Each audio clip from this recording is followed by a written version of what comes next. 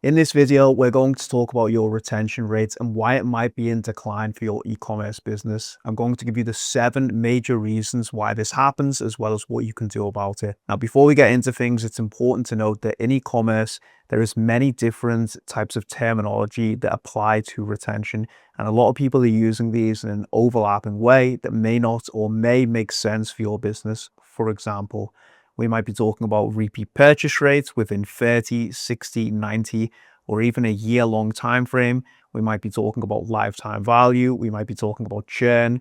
And depending on what you are selling, the way you're looking at these figures and also what you may do to actually improve them might be slightly different. However, there is a lot of overlap as to the reasons why one of these figures starts to go in the wrong direction. So just before we get into the video, be aware that there may be some subtle differences between each specific retention metric that you're measuring and what you need to do about them. But these 7 reasons are pretty much ubiquitous and they apply to every single business. So with that being said, let's get straight into the reasons why.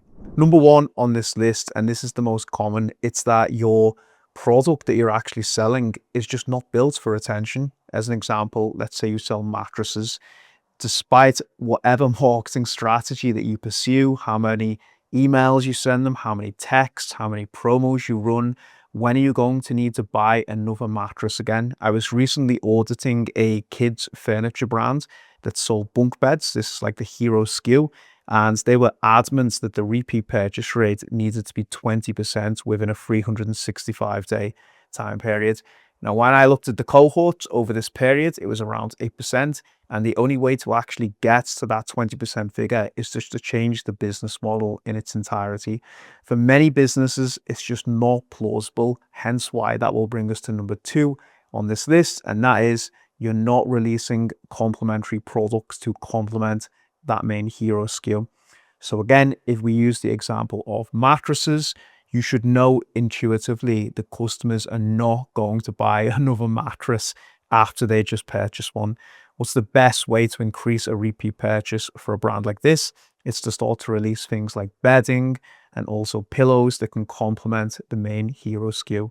Same with the kids furniture brands. You might not be able to sell another bunk bed, but there's many complementary products, bedding, etc., that will go with the hero SKU.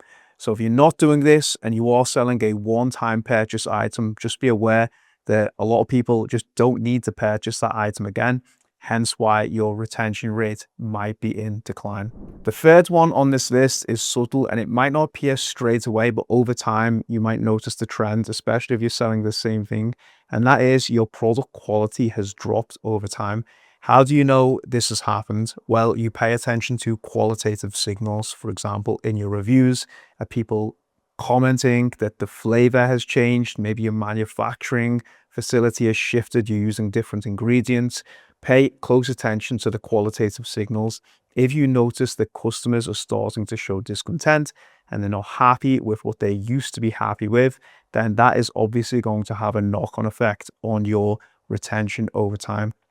This is most common with things like supplements or flavored nutritional products, any type of perishable good where you are changing the manufacturing facility or maybe you're tweaking the formulation over time. A lot of the times this can have an adverse impact on customer sentiment and obviously your retention rate as well. So definitely always keep your finger on the pulse of reviews and look at those qualitative signals to customer support as well. Even if you've got thousands upon thousands of reviews, if you do make a shift in something like your manufacturing facility, then this can show up in your retention rate with a lagging effect. Number 4 on this list is a simple one, and that is you're not price competitive. So you may be over time having new people enter the market, competitive brands, and they're undercutting you on price. And what once had a steady retention rate, you're now starting to lose market share, not just on acquisition, but also returning customers as well. So you have to be paying close attention to your competitors in the market, what they're charging, and making sure that you can stay as price competitive as possible, because that is ultimately a major reason for driving not just acquisition, but obviously returning customer sales as well, is whether you are aligned at a competitive price point in the market with who you're competing against. Number 5, you're not attracting the right type of customers anymore.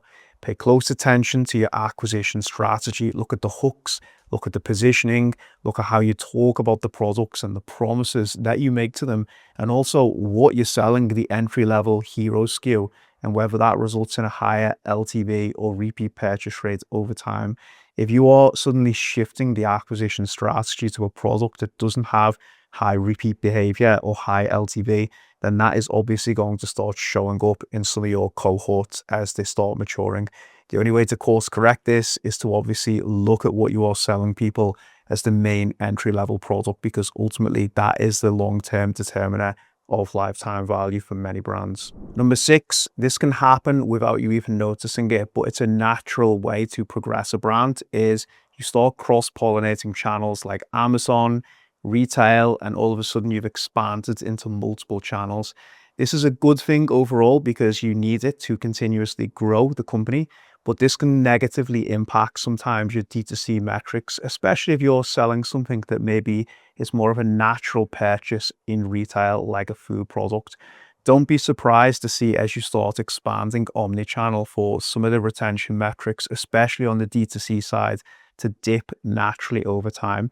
And the way to combat this is to really consider, what experience am I giving to my customers that will make them want to purchase, preferably D2C, as opposed to one of these channels. It's something that every brand needs to be considering in 2026. And the final one, number 7, is your customer service has dropped over time.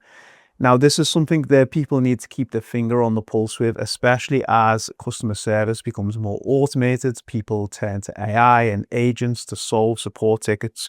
Obviously, this is something that is going to continue happening with the technology and the way it's progressing, but just be cautious that that is not resulting in a lot of additional negative customer sentiment and support tickets and complaints. But just make sure to keep your finger on the pulse by checking those customer reviews, your retention metrics, and make sure that as those cohorts start to mature and you move towards this new technology, that is not having a negative knock-on effect with your retention metrics. So they're the 7 most common reasons. As I said, irrespective of what you're selling, try to monitor each one on these lists, pay attention to it. And if you are trying to increase your repeat purchase rate and overall lifetime value, then the number one thing you need to be looking at is actually the category you're selling in and how you're acquiring customers. A lot of repeat purchase behavior and lifetime value is downstream of that entry-level product that they purchase.